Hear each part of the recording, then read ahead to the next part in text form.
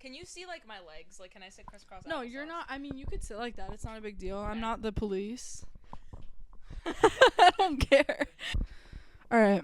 Hey, y'all. So, this is going to be a cute little interview video about my album that just dropped. My debut album dropped. My artist name is Meltess, and the album's called Princess of Darkness. I'm just having my sister, like, interview me, and then my brother's going to be part of it, too, because he helped me with the album. And, yeah, the reason I want to have my sister interview me, because my sister's really cool. But also because our family's really musically inclined. My sister is really talented at playing a lot of instruments, and she's also a music teacher. So she knows a lot about music. She knows the right questions to ask, and she just knows the right questions to ask because she's related to me. So I told her to like prepare just anything that you would ask about a normal like album drop, and things that she knows personally more about me, like literally anything. So we're gonna really get into it. And I don't know, like, do you want to start with the first one? Yeah, let's get Okay, into it. Slay. I was just gonna start. I was just gonna start by asking, can you describe your music without like a genre? Just like how would you describe the experience? Okay, that's cool. Yeah, because I mean, I have a lot of different like genres. In general, I would say like my music is like emo pop, especially this album. But if we're like excluding genre, I would say I like to make my music kind of like take you on an experience. So this album is really, while it's obviously influenced by like synth pop mostly and like emo alternative influences in terms of like the production and the vocal quality, it's also just like kind of its own world, I feel like. And we really did that in terms of like the way that I produced the songs and wrote the songs, but also in the way that like my brother mastered them. The album is really like, you kind of listen to it, it kind of brings you to like its own little universe of like a place that you can visit, if that kind of makes sense, like sonically. Yeah. So then along the same lines, what artists do you align yourself with? Well, I would say like if I was gonna tell anybody what my music is similar to, I would say kind of pop, alternative pop artists like Billie Eilish, Melanie Martinez, Grimes. Yeah, I would say artists like that, but even like some more general pop artists, like I would say like my vocal quality is more similar to that of like, yes, Billie Eilish, but maybe like more similar to that of like maybe a Dua Lipa type of person, or like Ariana Grande, in the way that like I try to do my vocals. But in terms of the production and style and stuff, like I would definitely say those other artists like Grimes and Melanie Martinez. And then also like I take a lot of influence from not only emo pop but like emo rap, like Lil Peep and Mac Miller and those type of artists. Like Lil Peep, obviously I don't think my music sounds like rap, like that's not what I'm trying to say, but like the way that they come across in their stylistic elements, like Lil Peep does the same thing where he really builds like a world around his music, and he allows people to like relate to his music based off the lyrical content. His music is like depressing to listen to, but it allows you to understand that there's someone else that goes through the same things that you go through, and like that, I feel like that's what I take from those Also, maybe the artists. beats themselves, like Yeah, and very the beats. Black Bear. Yeah. Oh, Black Bear is another one. Yeah, I love like those type of like trap beats, but then having pop music on top of it, of course. Like Black Bear is like a really good example of an artist like that. Like I don't really rap, but the times where he sings over the beats, like that's what my music sounds like for sure. Yeah. Yeah, and then if somebody was watching who has not heard your music before, like what's your intended audience? Who should go and listen? Who's it gonna appeal to? That's a good question. Yeah, I think like mostly people that will like my music, of course, will be people that like those artists that I just mentioned, but also, people that are, if you really like pop music, if you like synth pop, and if you like things that are a little more experimental, because it's not really like the most general type of pop music. Like I would say it's definitely digestible. I like to make music that's like easy to listen to and fun to listen to. But the content in terms of like the lyrical content, and when you dig a little bit deeper, like it can get to a level where it's like what I kind of mentioned before. It could get a little depressing, especially on this album, and it's like I want people to be able to relate to it who like have their own issues going on.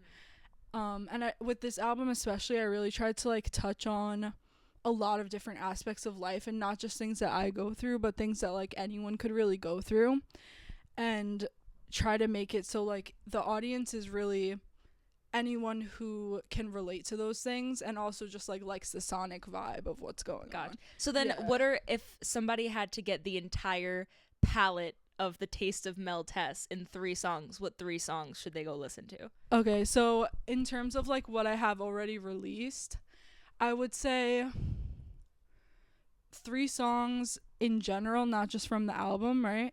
That's what you're Yeah, asking? just any 3 Okay. Mel Tess songs. I would say, because it was my first single, Seisha is probably like a good example. It's kind of a fun song, but it also is like a little bit serious in certain points of the lyrics. And also sonically, that's like a really good example of a song that a lot of my music will kind of drift into that area. It is really like the prime example of what most of my music sounds like, which is like that upbeat kind of synth pop, but then the lyrics are like not upbeat. But it's also, that's a good example of a song that's like fun, but also has both sides of it being like fun and kind of sad. Another song that I like a lot is Leave Me the Fuck Alone. That's a really good example of just like a really fun song, because I don't have very many songs that are just like really fun and like a banger type. So that's like the type that I would say is just like a positive song and fun song to listen to, even though it doesn't sound like it would be from the title. And then from my album that just dropped, I would say like another song out of that 3 questions that you asked me would be Gravedigger. That's like probably one of my favorite songs from the album. I don't know really like why I would say that, but it's just probably one of the best songs to like really encapsulate the feeling of the album. It really like is one of the main, I would say, like songs that could have been a single but didn't really get to that point. So yeah, I would say go listen to those 3 just Great. to listen to the first So few. let's get into the album then. Slay. Just like walk us through your vision. What does Princess of Darkness mean? Why all of these songs together? What is like the through line? I mean, Princess of Darkness, first of all, I just like always have made kind of alternative emo music. But even when I was like younger, I wrote like sad songs that would be on ukulele and stuff, and maybe they would sound happy, but like the lyric content, it's really hard for me to like write happy music, to be honest with you. So I knew that my debut album, I really wanted to find a way to showcase that and find a way to like find my audience through that. Princess of Darkness as a concept came to me after I wrote the first song, which is Darkadia. And Darkadia was just like always kind of a chant song. It's the intro. Arcadia, I'm coming home is the lyrics, and it's kind of like you romanticize like your depression and stuff, because it's like a safe place that you can always go back to. And unfortunately, like that's not a good trait to have. That was the concept, that was that song. And then as I was writing the album, that song actually came later, but I pieced all these songs together that were like quote unquote my more depressing music, because I came up with the concept Princess of Darkness, and I was like, this is gonna be a really easy thing to conceptualize for me, because that's like a big part of who I am. Also, my name means darkness. Oh yeah. No, you're right. Yeah, my name is actually Melanie, which actually like means darkness. That's crazy. Which is also like some of the reason why I was inspired by that, and I was kind of like, why I'm literally the Princess of Darkness. On top of it being like part of my personality, it's also literally like in my birth certificate, so there's that. Your rightful heir to the Yeah, throne but of wait, what darkness. else I was gonna ask you about Darkadia, Okay, yeah. and like what that means and everything. Yeah, But I you kind of answered that. explained it a little, but yeah, also forgot to mention about Arcadia. Like Arcadia as a concept is like a paradise fake place. Yeah, I think it's in the Bible, but don't ask me about it's that. also in Life is Strange. Yeah, I've never watched that. Is it good? It's a game. Oh, I thought that was a show. But yeah, it's a concept I think it's in the Bible. I think it's also part of Greek mythology, and I don't know that much about it other than it just being like a paradise, like fake place, like kind of like a heaven. Like a dystopian. Yeah. Utopia. It's supposed to be like a peaceful, like kind of like a heaven type of place. And then the concept of Darkadia is like finding peace within like your more depressing parts of life. Which is the good side of it, but also like the lyrics are maybe not. Yeah, like identifying. Yeah, you don't want to like. Yeah, you don't want to actually do that, but I know a lot of people relate to that. Like, your depression feels like a safe place that you return to. Yeah. And that's, like, what the song is about. But so, you have 2 songs that have astrology references in the titles. yeah, Aries Ghost and 10th House Stellium. Slay.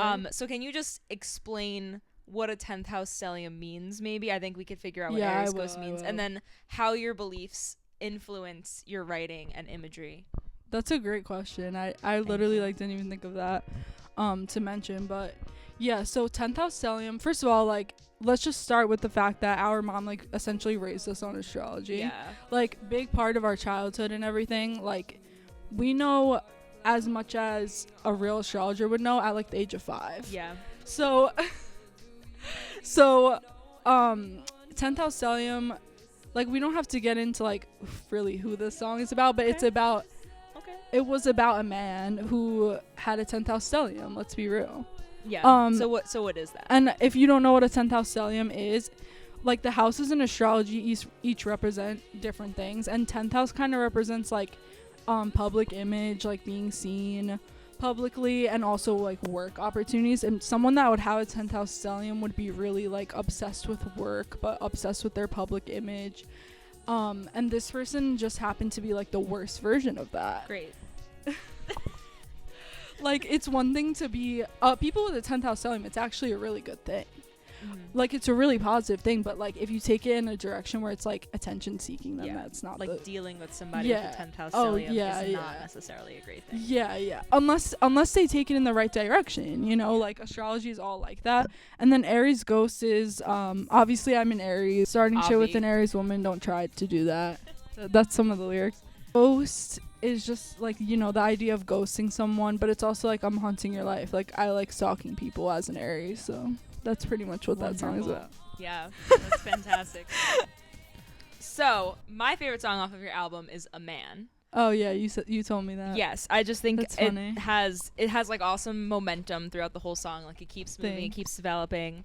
It has repetitive melodies. It's very catchy and a sick beat. Thanks. But most importantly, it conveys a very important message. So I was just wondering, what is your opinion on an artist's responsibility for social commentary in their songs? Yeah, like in general, I mean, of course, I think that it's really important to talk about. I'm the type of person that will talk about all my political beliefs publicly. I will talk about anything that I feel like I need to, because I think that you should spread whatever message you believe in. I don't think you should try to like push your message onto other people, but I do think it's important to care about something. If you don't, then, you know, in the climate of today's day and age, if you don't care about what's going on, there's an issue with that. But A Man specifically is less political. It's more just like about sexism. Yeah. And obviously that's a real thing, especially in my industry. That song was obviously inspired by like everything about being a woman, but especially about the industry of me trying to go to school for like music production. Mm-hmm. I love everyone I went to school with and like everyone I've ever worked with in my internships and stuff, but like I've only met a handful of women there. Like I went to school with 2 women.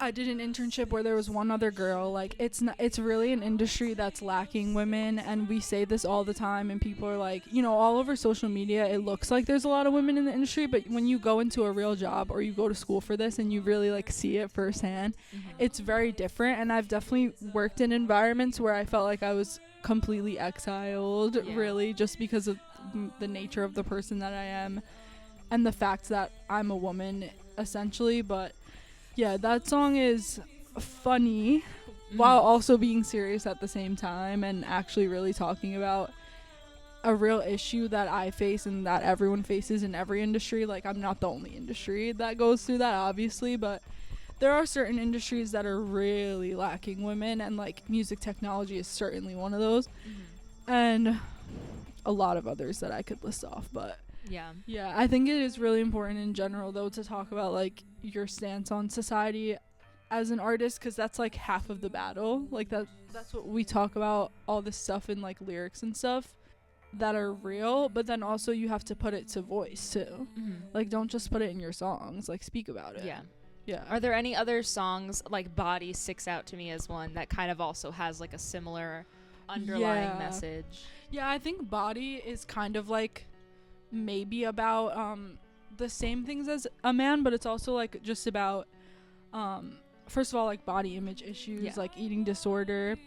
That's definitely the song for that. On top of that, it's just like being a physical body on earth and how like we would go about that, because I do believe, like, I'm a very spiritual person, and I do believe that we're all like just floating spirits that have entered a random body. And how do you go about that? And will I always resort to this physical life? Like, are you always just gonna be like a physical body, or are you really something else? You know what I mean? Yeah, that's definitely another song like that. Yeah. Well, I have a conspiracy theory about one of your songs. You do? Very Taylor Swift. Yeah, I think you're probably the one person on earth that knows all of that stuff. So like your song details. Obsessive Compulsive Darkness Yeah. is spelt with lowercase first letters. Yeah. And then the rest of the song is capitalized. Yeah. Which draws the viewer's attention to the second letter of each song, which is the first capital letter. The second letter of obsessive is B, of compulsive is O, and of darkness is A. What does that spell? Boa. Is it like secretly about a boa constrictor and how your OCD is constricting That's so you? Crazy. Well, honestly, that sounds really cool. Like, I think that's a thing that I should probably tell people, because that sounds sick. But yeah, no, that's actually fucking hilarious. That's my conspiracy theory. I mean, really, I just came up with that because I was like, let me just like put OCD in there. And the capitalization was definitely like a tactic kind of throughout the album, but obviously mostly with that song, for like showing obviously it draws your attention with the eye, so a lot of people have been listening to that song because it's like you kind of feel like you want to click on it, right? Yeah. But I really just did that to like make sense of the OCD. And do I have OCD diagnosed? We don't know. But do I have OCD? Yes. I can tell you that I do, but yeah, I need to go to therapy anyway. Fantastic. But yeah, also I feel like the lowercase first letter kind of plays into the message of like it's a hidden thing. Yeah. Right? Yeah. Like OCD being the small letter. Yeah. Is like it kind of shows that it's something that's not so obvious. Yeah. It's also like a little bit of the tactic of the capitalization is just like what OCD is. It's like you do take out certain things and nitpick certain things, which is kind of why I tried to give that song like a weird look to it. How does that affect you as an artist in writing your music? What, like the OCD yeah, shit? like being very nitpicky, like you said. I mean, yeah, like just with OCD in general, I'm not like a super compulsive person, which means I don't like necessarily act on my obsessive thoughts a lot because I'm able to like control it, but I have it's more like obsessive thoughts and intrusive thoughts. But I do definitely have compulsions. You can ask my boyfriend. But the way that impacts my artistry, I mean, yes, it makes me very like perfectionist about certain things, which is why this album took 3 years. Crazy. But also that's just because I was like getting better and being in school, and I really wanted to like be really good before I dropped it. But I mean, I couldn't even like really tell you other ways that it impacts me except for that, but it's just like it impacts everything about my life, like my daily life. Yeah. But also the intrusive thoughts give me all these like perspectives to come up with very like creative ideas. So I mean, what can you say? So lastly about your album, I wanted to talk about Gravedigger particularly stands out to me in this sense, but I noticed that like the form of your songs are not a typical pop form. Like a lot of them don't necessarily have, like if they have a chorus, it doesn't always function as a chorus. or it comes up in different parts of the song. But the Gravedigger particularly stands out to me as a song that it's very short too, right? Only like 2 minutes. 2 minutes. Yeah. And it's one of the best, in my opinion, on the album. Thank you. And just the way that it develops from beginning to end is like particularly interesting to me. So a little bit, we'll get more into the creative process later, but okay, cool. Can you go a little bit into your creative process in terms of like the bigger picture of a song? Yeah, so I mean, I'll talk about my general creative process and then I'll talk about really this album. Because I really come from a background of being a singer. Like, I'm mostly, I would consider myself a singer-songwriter, but I went to school for music production, so obviously been getting better at that skill. But I come from a place of really writing my music as a singer-songwriter, so I really just play, like, piano and basic chords. Like, I don't love to play instruments, if I'm being honest. In this album specifically, most of the songs don't really have samples, but I love using samples. Like, I'm a sample bank.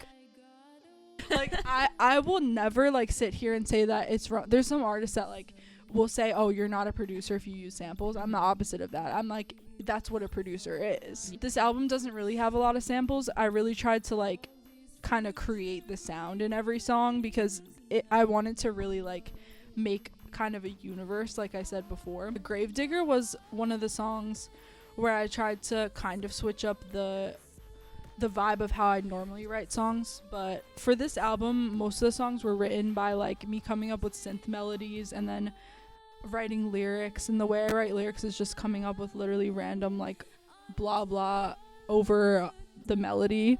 I see. And then I start to like dissect through the melody and write out lyrics and like change stuff. Yeah, so I usually come up with the melody first. But Gravedigger was one song where I actually like made the whole beat before I even wrote the lyrics, which I usually don't do. I usually like write a couple synth melodies, then I start writing lyrics immediately, and then I add the drums and other effects and stuff. Gravedigger, I like did the entire beat.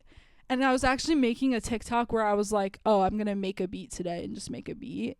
Mm-hmm. And then I wrote all the lyrics after. So, like, the whole song developed that way. And that's why the Gravedigger starts with the chorus. Oh, I see. Because it's like, I was just, like, making a beat. Like, and then I just filled it in after. But I actually do like experimenting with structure and stuff. I don't really believe in, like, following normal like song structure, like verse, chorus, whatever. I don't even believe in that. Like I just literally write something and I feel where it's going next and I just follow where it's going.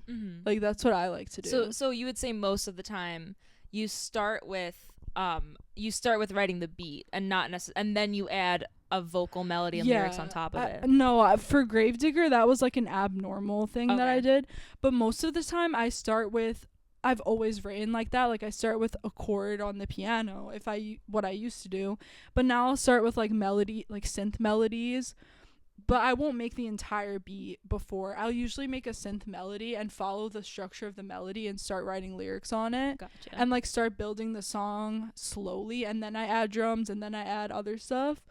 But that was so you're not really starting with like, you're not starting with a vocal line and then like how can I accompany this?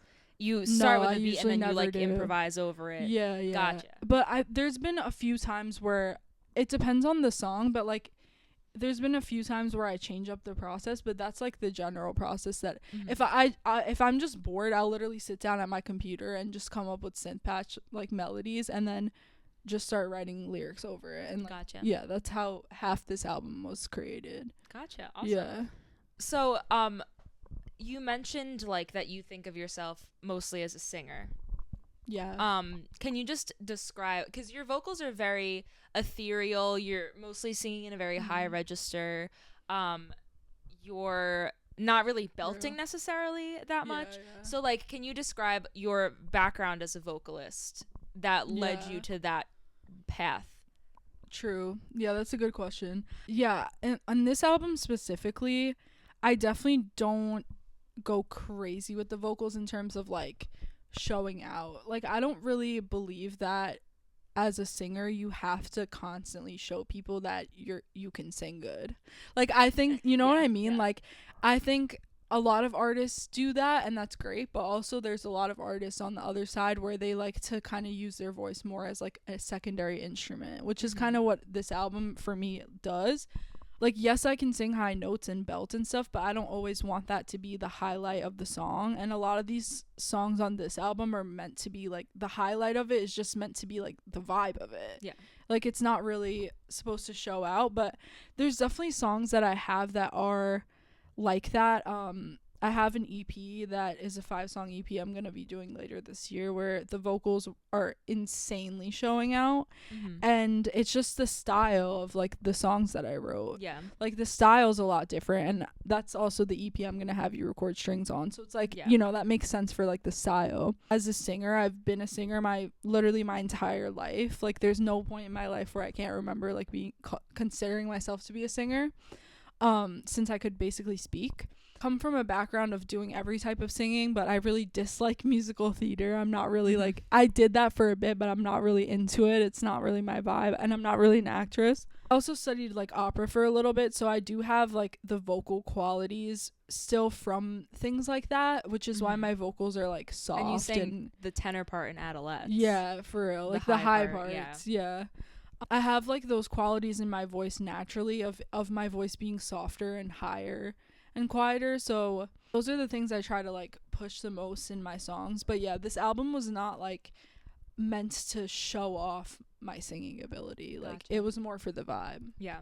So you mentioned you have an EP coming out with strings. Yeah, which you're gonna be hopping on that. So sure. Can you describe like how often are you using live instruments in your music? When you have a musician come in and play something for you? Like what's the process for that? Yeah, so I mean, I really love digital music. I'm not the biggest person on instruments. Like I explained before, I don't really play instruments that well. Like I play piano enough to know what I'm doing, and I play chords and stuff, and then I play like ukulele and a little bit of guitar chords.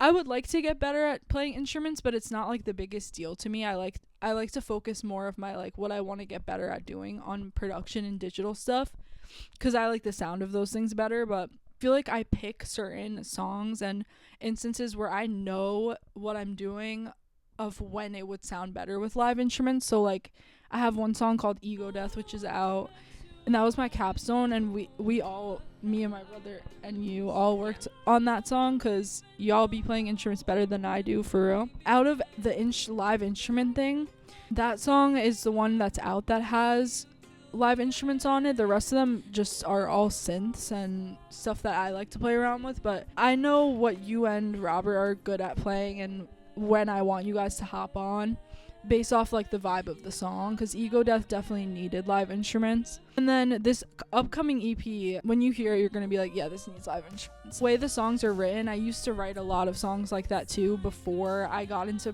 music production, where they're more acoustic, but these songs are definitely like more acoustic on this EP that we're gonna be working on. But it's more just like, again, like the vibe. Like, like I don't think that every single song needs live instruments. I'm not that type of person. I love synth music, I love pop music, and if you don't, then you don't. Yeah. You know? So when you bring in an instrumentalist, yeah, are you writing the part out for them? Well, the instrumentalists that I've had, to be honest with you, are literally just you and Robert. Yeah. So you guys are like extremely talented enough to just come up with your own parts. So like on Ego Death, Robert literally was just like, oh, I got it, and he literally played the bass line like as it was, and we just recorded. Like it was literally like one pass through. Like it's just like the level of talent. And like the same thing with you, like when we were doing the cello, it was just like it took maybe like 10 minutes. Yeah. Like it was literally just like you. And sometimes I have written out parts that I think should be acoustic, but for that song specifically, like I knew that you guys would come up with better things because I don't play your instrument. Yeah, I get like what you're gonna come up with a better part. Yeah, you're gonna come up with a better part than I can realistically write because I don't play your instrument. Yeah. In terms of like if I played the instrument, like piano melodies or guitar melodies, like I would write that better. Or even like drums are easy to write, but for your cello, I'm never gonna write your cello part because like that's your vibe. You know what I mean? That like, video I think of Justin Bieber going like, Yeah, no, I'm never gonna do that. Like nothing wrong with him. Like he's talented, but I'm never gonna do that. Yeah, I get Like that. I think unless it's like I really wrote the part to be that way. When I was writing Ego Death, it was for a capstone project in school. So someone told, like I forget who it was, but someone in my class told me this should have cello on it. And I was like, oh, my sister You're plays like, cello. oh, sick, I know a cellist. Yeah, and I was like, okay, What are my the sister odds? plays cello. Let me put that in. And they were right, and it sounded fire. Yeah. Favorite So it's part more for you. about aesthetic than it's more yeah. like what you aesthetically think should be like happening. it's like doing it as a producer. Like you want would the do it. texture to Yeah. have strings in it, right. not necessarily like exactly like this is the melody. Like as I'm writing the song, I'm like, I know that this is gonna sound good with this instrument or this. yeah. So yeah, it is. It's like coming at it from the perspective of a producer, because Yeah. I'm starting to really consider myself to be a producer now. Yeah. Maybe we should bring Robert. Yeah, in let's now. do that. Cause hey, Robert. Hey. So what is your role in the Mel Test franchise? My role is mixing and mastering. I think I did some like production work on Say Shit. I did like the drum programming on that. Like I overlaid there's like a background loop, but I made the kick and snare and the hi-hat for Say Shit. That's why it bangs through the speakers so sickly. So like when you get a track from Melanie, Yeah. what happens? Yeah, so it's usually what happens is she sends it to me on WeTransfer, and there's a 2-week expiration, and I don't download it.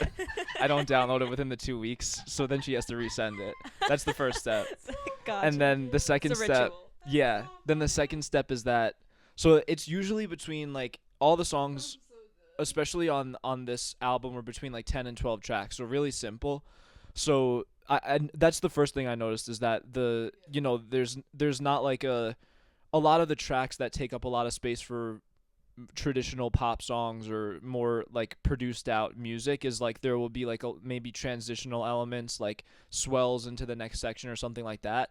But I think the way these songs are that they don't really warrant that, and it's not that crazy anyway. Mhm. And a lot of the vocals are one of the things that also take up a lot of track numbers, and the vocals were all either like if there were harmonies, they were usually all on the same track, like as a harmony track, and then there was the main vocals on top of it. So not a crazy amount of tracks. And then honestly, so from there I was thinking the best thing is to have each element take up as much space as possible, because like if there's different synths coming, and I think that's really something that I tried to nail from like right out the gate, because like even in Homegrave you hear that thing in the beginning, just as an example, where it's like boom boom boom boom boom boom boom boom boom boom boom, like that sound takes up so much space in the mix, because I tried to really like milk all the individual elements to make it really symphonic with the limited amount of track numbers. Yeah. So, well, what's your favorite song? Yeah, so on the album? I think functionally, I think Metamorph is really good. I think just because it has the typical elements of like having an 808 and trap hi-hats, I think it's a really cool take on a lot of the songs are kind of like that's like a really traditional format. Like Metamorph is a really traditional format. It's something that's really easily recognizable to the ear as like a type of song because of the instrumentation with those aspects of it. And I think it's a really cool variation and spin on that like traditional more type trap beat. But then I think everything else is cool in the aspect that it's like an electronic song with electronic instrumentation and just like sampled drums. So but I really like Homegrave. I think that song like really came together really well, and it just like really gels with the ear. How it's Happy mixed. Home Tunes. Happy Home Happy Home Tombstone. Tombstone. Yeah. That Robert likes to come up with his own titles. From Yeah.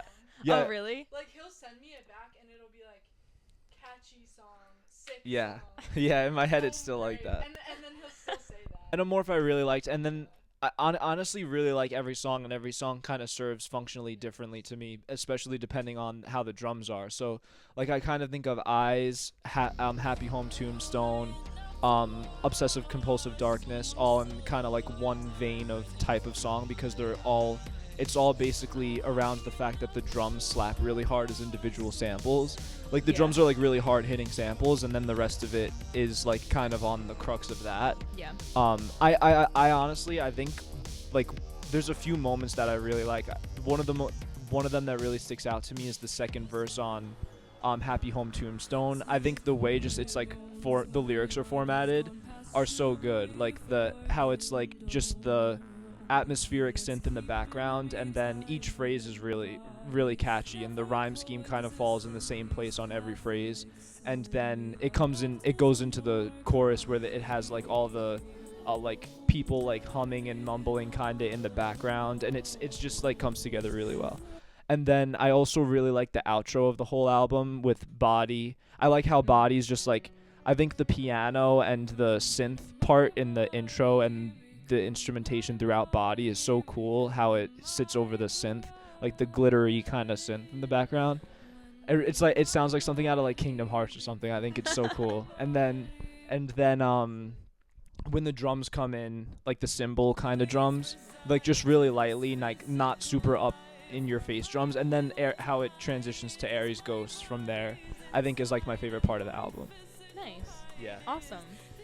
So there's a few singles that have come out that we have Rob's version and Mel's version. Yeah. Can you guys just both like how does this start? Like, do you hear her version, then you have other ideas? Like, Yeah. just walk us through everything. Those were made so long ago. So those were made at a time where I was really just experimenting with more like mixing and mastering techniques. So I think that was during COVID or sometime soon after even COVID. Maybe before that. It was like so long ago. Yeah. And I was just sent the tracks. I was like, at the time I was just like throwing different tracks in, like samples, like splice samples, loops, anything in, just trying to make leeway of like getting more toward what I think the ideal is for how a song should sound production wise and sonically, and like from a mixing and mastering perspective. And like not even trying to really create my own music, like just trying to optimize, like if there were like a certain set of rules that I could recognize that made it completely ideal from a sonic listening experience, like what could those be, and like how far can I get with basically no inspiration and just techniques, like just throwing like acoustic guitar sample over a kick and a snare and a hi-hat and a bass, and like how much could I make that sound like a package thing. And so I think somewhere in that process of me doing that, it was just like I think I was like working downstairs in the basement, and at some point it must have just been that Melanie thought to just like send me her songs, and then I kind of just did that with my song with what I was doing at the time. So what are they Trixie and Leave Me the Fuck Alone. Yeah, so but that was really well said from your perspective too. So from my perspective, we did them both different. Like we did both of them differently, but yeah, it was the same thing. Like I wanted to, first of all, Robert's just like better at production and mixing and mastering than I am. Like I could be honest about that. Thank you. You're better. She's better at singing than I am. Yeah, I'm like more of a singer songwriter in that perspective. But so realistically, like when you listen to them, like sonically Robert's versions are better, but I wanted to do it that way because I wanted to showcase, like, first of all, the way that I've gotten better at production, and also just the fact that like kind of like an idea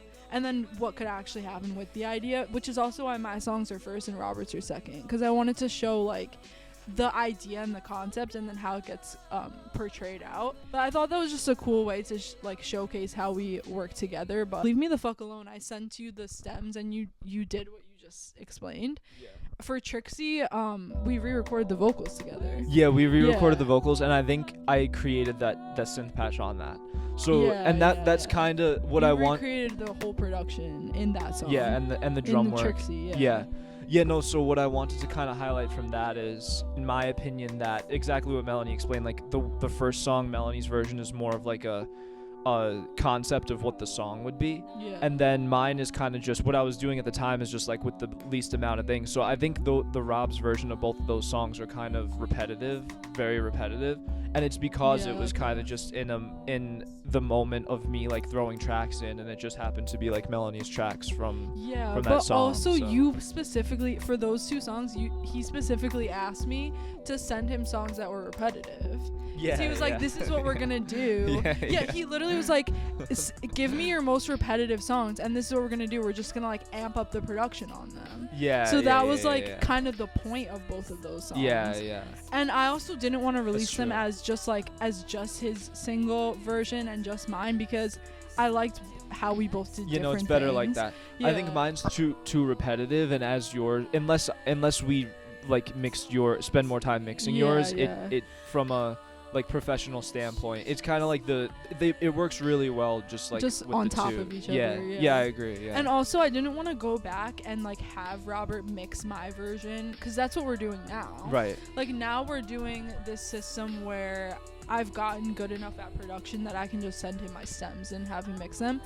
At that point, we were kind of in this like in between phase where like my production wasn't there yet. Like my own quality of production wasn't there yet, and we wanted to still experiment with like how can we make this sound good, you know what Yeah, I mean? and even composition, I would say like not only the production standpoint, but Yeah. you've evolved a lot from the compositional standpoint too. Yeah, Like thanks, so yeah. I think I think we would, you're right, it would be a matter of like reimagining what you had done compositionally as Yeah. well as the production. Where yeah.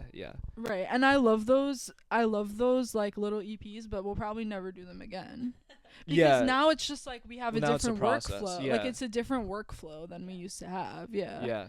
No, and I think going forward, that's going to be another thing is like going forward, I think it's I think what we have now is a good system, and it's really Yeah. cool. It's really cool to see that we could get like fully fledged finished sounding songs with the system that we have too. Yeah, and they're really good. Yeah. Like it's fire. Yeah.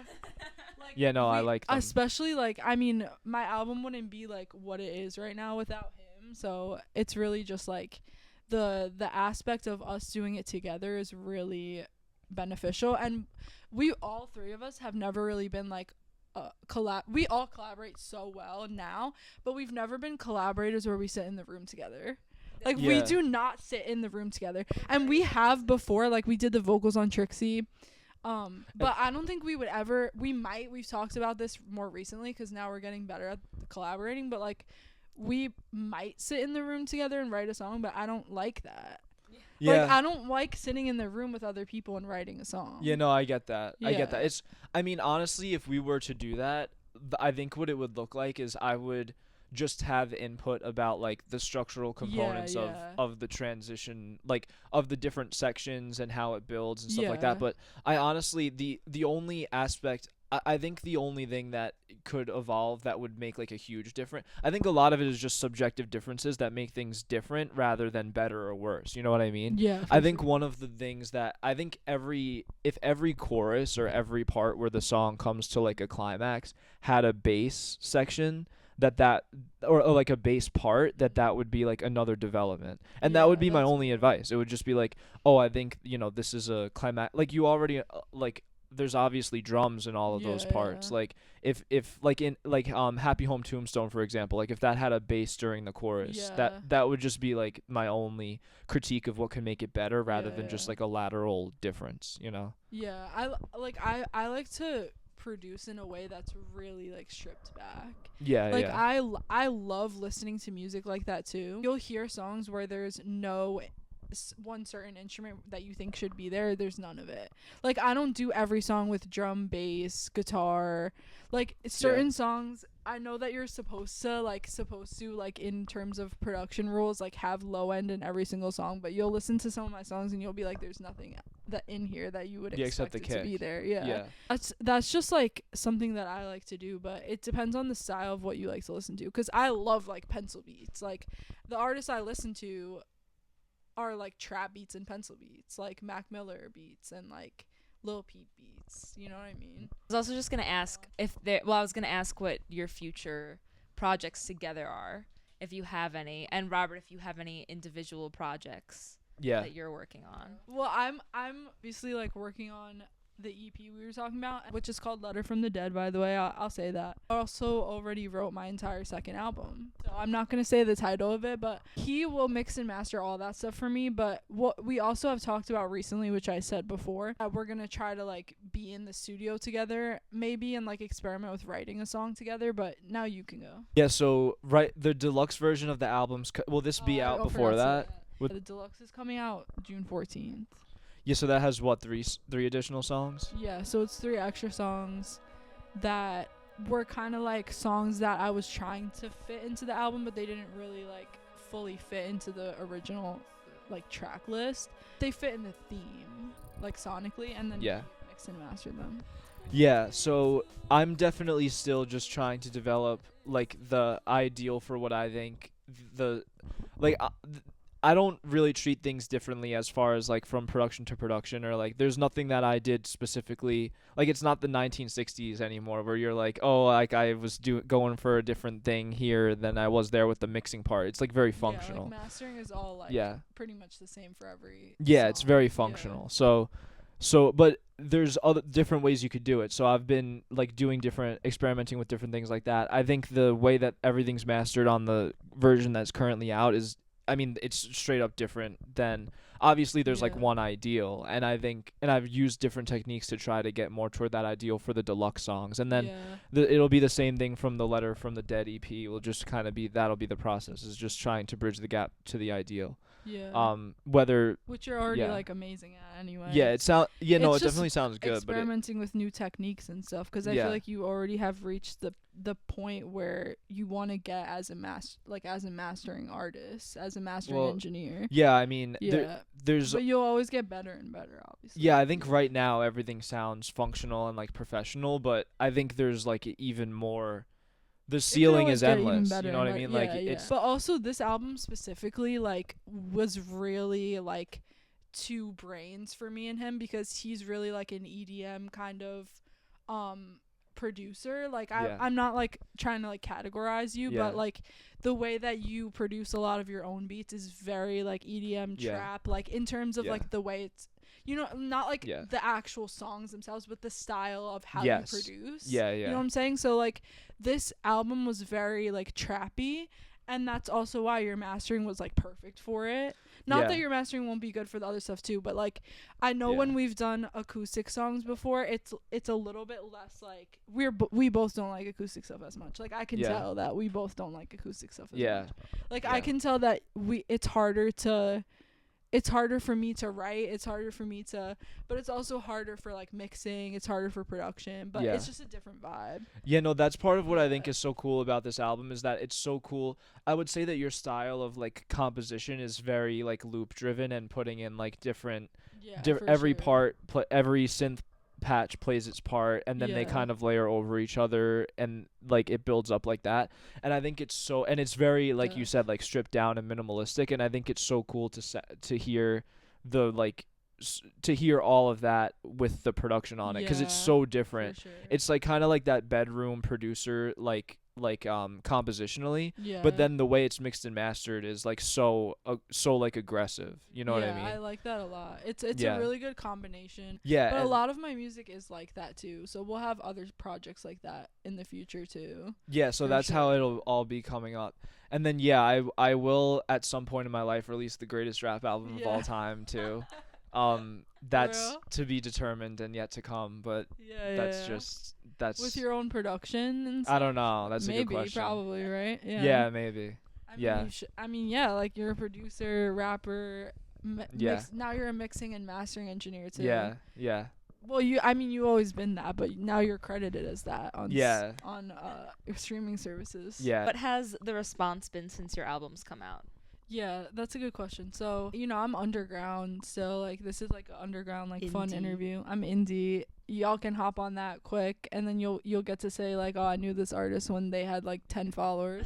But a lot of my friends have been like messaging me privately and being like, this is really cool. I posted a lot on Instagram and TikTok, which y'all can follow me. It's like m.tess with 3 s's on Instagram and TikTok. But a lot of people have been like really supportive and responsive over it, which is really great. I got the most streams I've ever gotten on a release day, which is to be expected because it's like 15 songs. I have the most monthly listeners I've ever had right now, which is 34. Shout out to y'all, 34. Nice. But this is all for Spotify because I care the most about Spotify because that's like my favorite Yeah. streaming So you service. probably But have double that. yeah, but I have I think like 800 streams on the album right now, and it just dropped, which is kind of like insane for me. Like I don't get like that many streams. But not that I care about numbers, but it's just like I can tell that it's like impacting people. I can tell that people can see that I and Robert have put like a lot of dedication into really perfecting it and making it sound like not only is it really like emotional to me because I really love all the music that I wrote, but also just like sounding the most professional that we could get it. And yeah, like I think people are definitely receiving it. and I hope that it will just continue from there. Would like, you do any live shows? Yeah, I want to do live shows, but I'm like, first of all, I just like don't know how to get them, and that's like a process in itself. But I'm gonna figure it out, and what I would do is kind of like either DJ myself or just like honestly play tracks in the background and just sing, cause while I know like I produce all this music and stuff, I still would rather just get on stage and sing. Yeah.